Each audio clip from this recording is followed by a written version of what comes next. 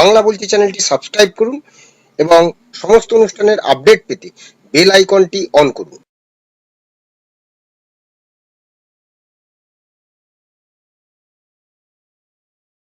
নমস্কার, বাংলা বলছি চ্যানেলে আপনাদের স্বাগত।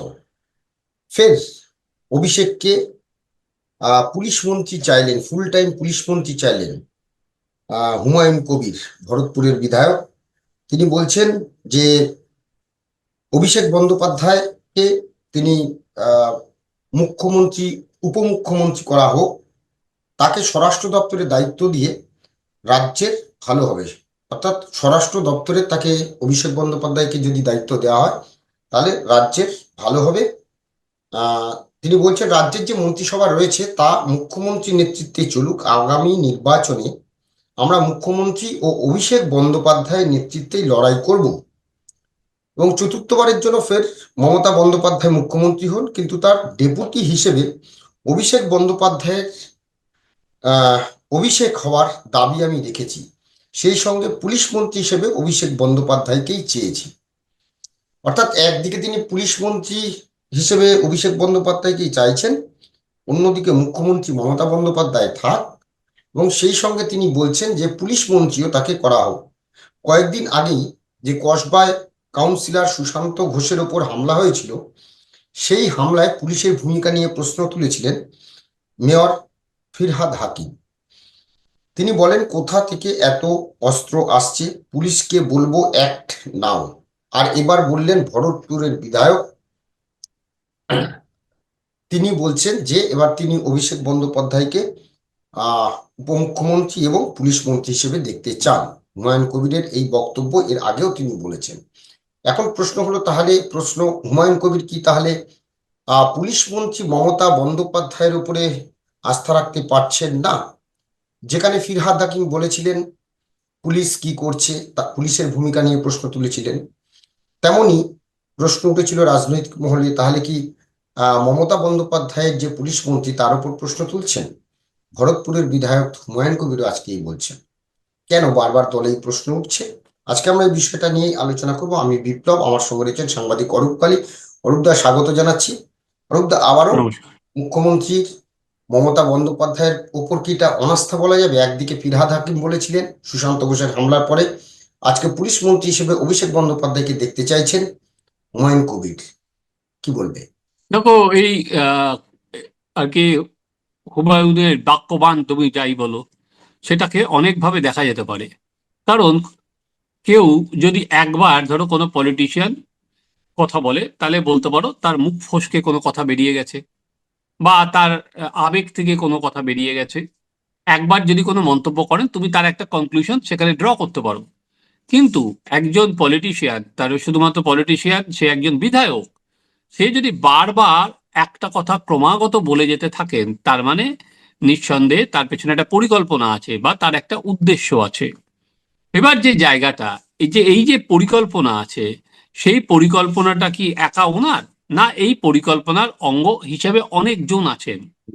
আমরা যদি একটুখানি পেছনে তাকাই, তাহলে দেখব তৃণমূলের মুখপাত্র কুণাল ঘোষ, তিনি কিন্তু বারবার বলেছিলেন যে অভিষেক বন্দ্যোপাধ্যায় পরবর্তী মুখ্যমন্ত্রী। হ্যাঁ, মমতা বন্দ্যোপাধ্যায় 2036 পর্যন্ত থাকবেন, তারপরে এই নিয়মে অভিষেক বন্দ্যোপাধ্যায় হবেন। কিন্তু অভিষেক বন্দ্যোপাধ্যায়কে আর কি তৃণমূলের অন্যতম মুখ হিসেবে তারা সবাই মিলে তুলে ধরছেন। এবার আমি তোমাকে বললাম, এই যে হুমায়ুন যেটা বলেছে, ধরো হুমায়ুন তো বারবার করে বলে চলেছে, তারপরেও দলের তরফ থেকে কি কেউ বলেছে যে তাকে বাধা দিয়েছে? এখনো পর্যন্ত কিন্তু বাধা দেওয়া হয়নি। হ্যাঁ। সুব্রত বক্সী সুব্রত বক্সী আগে তাকে একবার ডেকে বলেছিল, তাকে মুখ খুলতে বারণ করেছিল, কিন্তু তারপরে আমি দেখিনি। এই ইস্যুতে বারংবার বলার পর আজকে দেখলাম কুণাল ঘোষ বলছেন এটা যা বলার এখনো তো 25 দেরি আছে, 26-এ ভোট, অনেক দেরি আছে, এত কেন মুখ খুলছেন? কিন্তু তাকে যে ডাকা, ডেকে যে বলা, সেটা কিন্তু আমরা এখনো পর্যন্ত দেখিনি এখনো পর্যন্ত। ফলে আমার যেটা বারবার মনে হচ্ছে, সেটা কি উনি কি নিজে বলছেন, নাকি ওনাকে দিয়ে বলানো বলানো হচ্ছে? হচ্ছে, হ্যাঁ। হ্যাঁ, যেটা আমার সবসময় বারবার করে মনে হচ্ছে, এটা দিয়ে কি বলানো হচ্ছে যে অভিষেক বন্দ্যোপাধ্যায়ের কথা? কারণ অভিষেক বন্দ্যোপাধ্যায় নিয়ে সমালোচনা একটা সময় আমরা শুনেছিলাম কল্যাণের গলায়, কল্যাণ বন্দ্যোপাধ্যায়ের গলায়। কিন্তু পরবর্তীকালে কিন্তু সেই কল্যাণ বন্দ্যোপাধ্যায়ও কিন্তু অভিষেকের প্রশংসাই করেন। আমরা এর সাথে দুদিন আগে সৌগত রায় তিনিও কিন্তু বলেছিলেন যে এরপরে তো মমতা বন্দ্যোপাধ্যায়ের পর অভিষেক বন্দ্যোপাধ্যায় মুখ্যমন্ত্রী হবেন। ফলে অভিষেকের নেতৃত্ব কিন্তু প্রত্যেকেই মেনে নিচ্ছে। এবার তার দলে তার নেতৃত্ব প্রতিষ্ঠিত, এবার প্রশাসনে দেখো, বিরোধী দলরা সবসময় বলেন অভিষেক বন্দ্যোপাধ্যায় পুলিশ আড়াল থেকে চালায়, যেটা সুকান্ত বলেন, যেটা শুভেন্দু বলেন, যেটা সিপিএম এর নেতারা বলেন, যে পুলিশ সেখান থেকে চালায়। এবার এই যে দলের তরফে কিন্তু এখনো পর্যন্ত আমি বারবার বললাম যে বলার পরও উল্টো কিছু বলা হয়নি, যে এটা দলের মত নয়, উনি এই কথা বলতে পারেন না, কোনো রকম কথা নেই। এইটার সঙ্গে ধরো না, রাজ্যের জুড়ে একাধিক যে সমস্ত ইস্যু উঠছে সেখানে পুলিশের ব্যর্থতাটাই চোখে পড়ছে। এই হুমায়ুনি দুদিন আগে বলেছিল যে থানার 200 মিটারের মধ্যে কি করে গুলি চালিয়ে খুন হলো ভাটপাড়ায়, সেখানে পুলিশকে তো তার দায় নিতেই হবে। পুলিশকে দায় নিতে হবে তার মানে হচ্ছে পুলিশ মন্ত্রীকে দায় নিতে হবে। পুলিশ কি করে দায় নেবে? তার তার মানে তো পুলিশ মন্ত্রী হিসাবে, তার মানে আর কি পুলিশের যে ব্যর্থতা, তার মানে সেটা কিন্তু বকলমে পুলিশ মন্ত্রীর ঘাড়েও যায়। এই জন্য তারা বলছেন মমতা বন্দ্যোপাধ্যায়ের এত কাজ, তাই জন্য মমতা বন্দ্যোপাধ্যায়ের পক্ষে সম্ভব না সব দিকে নজরে রাখা। তারা জিনিসটাকে আলাদা করে দিচ্ছেন যে একটা সর্বসময়ের পুলিশ মন্ত্রী দরকার। তাহলে সেই প্রশ্নটা যখন উঠছে, তাহলে সর্বসময়ের তাহলে দাবি উঠতে পারে যে স্বাস্থ্যমন্ত্রী দরকার, তিনি সেখানেই বা কি করে সময় দিচ্ছে, সময় দেবেন কি করে? আর উনি একাধারে কতগুলো দপ্তর আছে আমি জানি না, 8টা না 9টা প্রচুর দপ্তর উনি একসাথে চালান, সেই দপ্তরগুলো তিনি সময় দেবে কি করে? তাই জন্য আর কি তৃণমূলের মধ্যে যে এটা নিয়ে একটা যে টালমাটাল আছে, সেটা কিন্তু পরিষ্কার বোঝা যাচ্ছে। কেউ কেউ হয়তো ভাবতে পারেন যে দেখো তৃণমূল এগুলো থেকে হয়তো ইস্যুগুলো থেকে সরে যেতে চাইছে, কিন্তু আলটিমেট যেটা যাচ্ছে, ধরো যারা এই বার্তাটা দিচ্ছে, অন্তত তৃণমূলের যারা কর্মী আছে তাদের কাছে তো একটা জিনিস যাচ্ছে যে আহ, পুলিশের কাজ আর কি ঠিক নয়, পুলিশের কাজ নিয়ে। এবং এখানে তাহলে দলের, হ্যাঁ, দলের প্রশ্নটা তো দলের কর্মীদের মধ্যে সেই প্রশ্নটা উঠে হ্যাঁ, যাচ্ছে না। কিন্তু এখানে একটা প্রশ্ন এবার এখানে দাঁড়িয়ে দেখো একটা ইন্টারেস্টিং, আমি যেটা বলছি, হুম, এই যে তুমি যখন পুলিশের যখন বলা হচ্ছে অভিষেক বন্দ্যোপাধ্যায় হাতে পুলিশ তুলে দেওয়া হোক, তোমাকে একটা ঘটনার কথা বলি। সেটা হচ্ছে মাত্র কিছুদিন আগের ঘটনা। সেটা ববি হাকিমের ওএসডির বিরুদ্ধে অভিষেক বন্দ্যোপাধ্যায়ের অফিস থেকে কমপ্লেন করা হলো যে অভিষেক বন্দ্যোপাধ্যায়ের নাম করে ববি হাকিমের ওএসডি টাকা তুলছে, তাই তো? হুম। কিন্তু তারপরেও আমরা দেখলাম পুলিশ কিন্তু নড়লো না। ওএসডি কে আজ অভিষেক বন্দ্যোপাধ্যায়ের নাম করে টাকা তোলা অভিষেক বন্দ্যোপাধ্যায়ের অফিস থেকে অভিযোগ দায়ের, তারপরেও কিন্তু পুলিশ নড়লো না। এবং ববি হাকিম সেখানে বললো আমাকে কেন অভিযোগটা জানালো না, কেন সেখানে থানায় গেল, কেন অভিষেকের নামে টাকা তোলা হচ্ছে, ববি হাকিমকে কেন জানাবে আমি জানি না, এটা তো আইনত অপরাধ। কিন্তু তারপরেও ইন্টারেস্টিং, পুলিশ কিন্তু কোনো অ্যাক্ট করলো না। অর্থাৎ একদিকে অভিষেক বন্দ্যোপাধ্যায়ের জন্য বলা হচ্ছে পুলিশ মন্ত্রী, অথচ অন্যদিকে তুমি অভিষেক বন্দ্যোপাধ্যায় নিজে কমপ্লেন করলে কিন্তু কোনো ব্যবস্থা আহ, আর কি পুলিশ মন্ত্রী নিলেন না।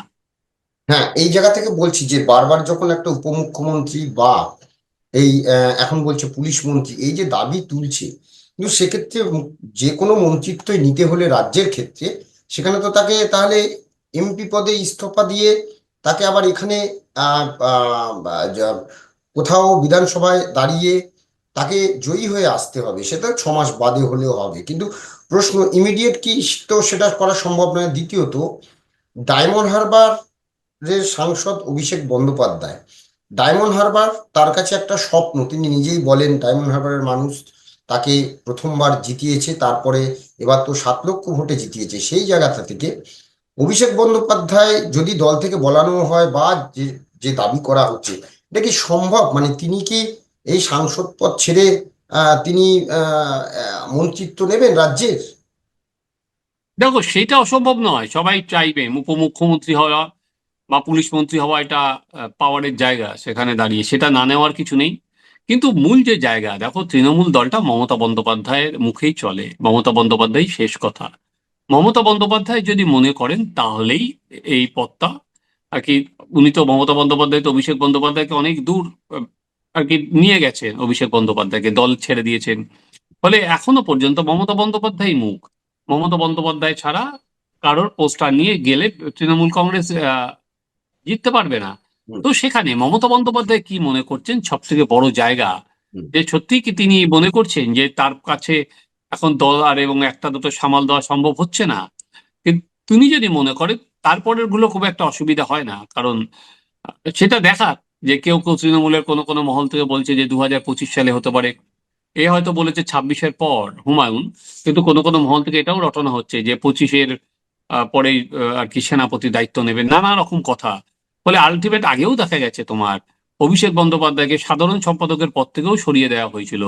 সেখানে যখন পার্থ চট্টোপাধ্যায় ঘোষণা করেছিলেন, তোমার হয়তো মনে আছে, হুম। যে অভিষেক বন্দ্যোপাধ্যায় তখন বলেছিলেন দল যা সিদ্ধান্ত নেব আমি তার উপর নির্ভর করবে, সব করে পুরোটাই নির্ভর করবে হচ্ছে মমতা বন্দ্যোপাধ্যায়ের ওপর। কিন্তু আমার যেটা ইন্টারেস্টিং লাগছে সেটা হচ্ছে বারবার করে এই হুমায়ুন কবির বলছে তারপরেও তার মুখে কেন লাগাম পরানো যাচ্ছে না বা হচ্ছে না।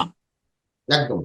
আহ এর পেছনে কি কোনো বলানো হচ্ছে বা কোনো রকম যে বলিয়ে বিষয়টাকে আহ, যে যে অন্যান্য যে সমস্ত ইস্যুগুলো আছে সেটাকে কি গুলিয়ে দেওয়ার চেষ্টা হচ্ছে তৃণমূলের? এটা কি প্ল্যান মাফিক করা হচ্ছে, নাকি উম হুমায়ুন কবিরকে তাহলে কেন দল কোনো ব্যবস্থা নিচ্ছে না? আমরা দেখবো যে আগামী দিনে এই যে বক্তব্য, এই বক্তব্য কি আরো বিধায়করা বলবেন, বা হুমায়ুন কবিরকে কিছু বলা হবে না কেন? এটা কিন্তু দলের মধ্যে অনেকেরই প্রশ্ন। এখন দেখার যে দল তার বিরুদ্ধে কোনো ব্যবস্থা নেয় কিনা, এবং সত্যি সত্যি যে যে দাবি উঠছে সেই দাবি মেনে অভিষেক বন্দ্যোপাধ্যায় উপমুখ্যমন্ত্রী বা পুলিশ মন্ত্রীর দায়িত্ব কবে পাবেন সেদিকেও নজর থাকবে। আপাতত আহ আপনাদের ধন্যবাদ, ধন্যবাদ অরূপদা, ধন্যবাদ আপনাদের। আমাদের এই আলোচনা নিয়ে আপনাদের মতামত কমেন্টস বক্সে জানাবেন। ভালো লাগলে